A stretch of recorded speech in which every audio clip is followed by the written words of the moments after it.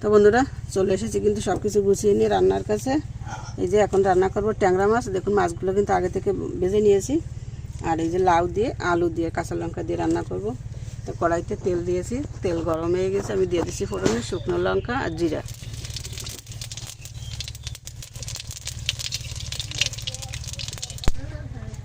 আলুগুলো দিয়ে দিচ্ছি।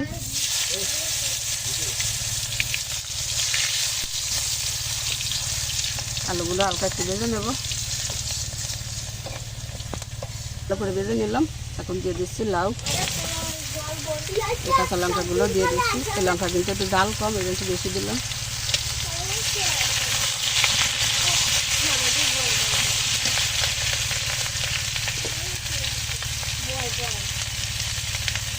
হলুদ দিয়ে দিলাম তরকারিতে।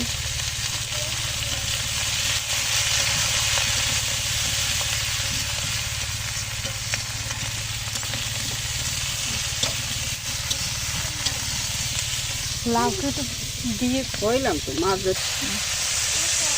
এগুলো। দেখুন তরকারি কিন্তু খুব সুন্দর করে কষিয়ে নিয়েছি। আমি কিন্তু আদা আর জিরা একসাথে বেটে নিয়েছি। এটা কিন্তু বৌদি বেটে দিয়েছি, এই যে দিলাম।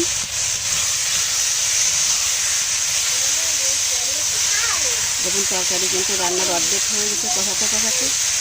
এখন আমি জল দিয়ে দেবো, গরম জল। তাড়াতাড়ি রান্না হয়ে যাবে।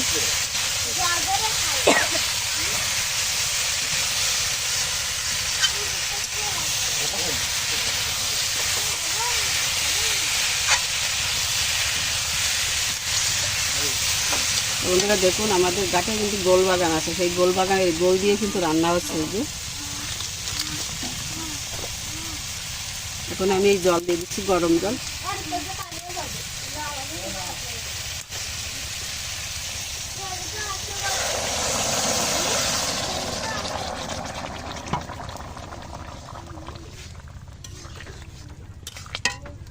এই জলে রান্না হয়ে যাবে, যেহেতু তরকারি অনেকক্ষণ ধরে কষিয়ে নিয়েছি।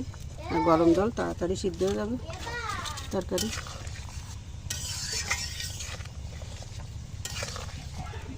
তরকারি খুব সুন্দর জাল উঠে গেছে। হলুদ দিয়ে দিচ্ছি।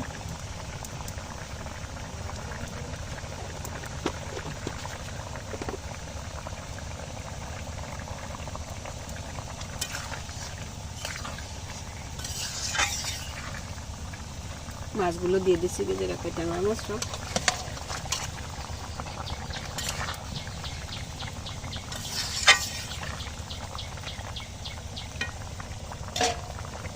ঢাকা দিয়ে দিলাম।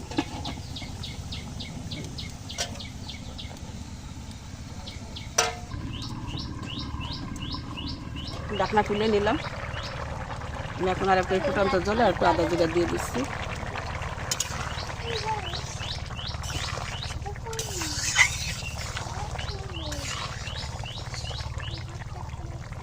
তরকারি সিদ্ধ হয়ে গেছে।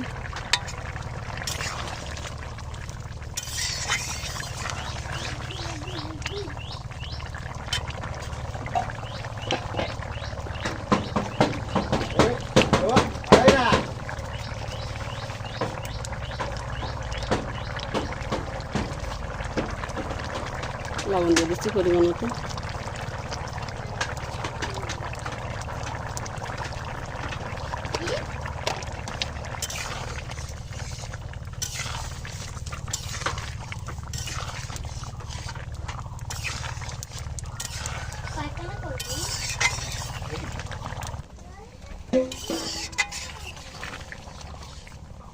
তো রান্না কিন্তু হয়ে গেল।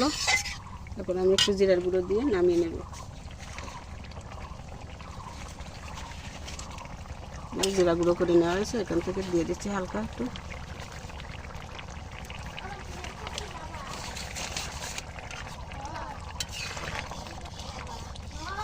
এই জিরার গুঁড়োতেই কিন্তু তরকারিতে স্বাদ আসবে অন্যরকম। আমি এখন তরকারি নামিয়ে নিচ্ছি, তারপর দেখিয়ে দিচ্ছি।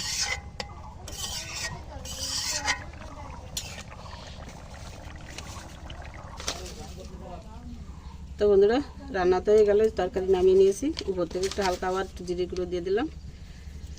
এটাতে কিন্তু একটা অন্যরকম ফ্লেভার আসে তরকারিতে। তো বন্ধুরা রেসিপিটি কেমন লাগলো আপনাদের কাছে কমেন্ট করে জানাবেন। এখন এই বাঁধাকপি এই যে আমি সিদ্ধ দেবো, বাঁধাকপি রান্না হবে চিংড়ি মাছ দিয়ে, ছোটো চিংড়ি। তো আমি বাঁধাকপি সিদ্ধ দিচ্ছি।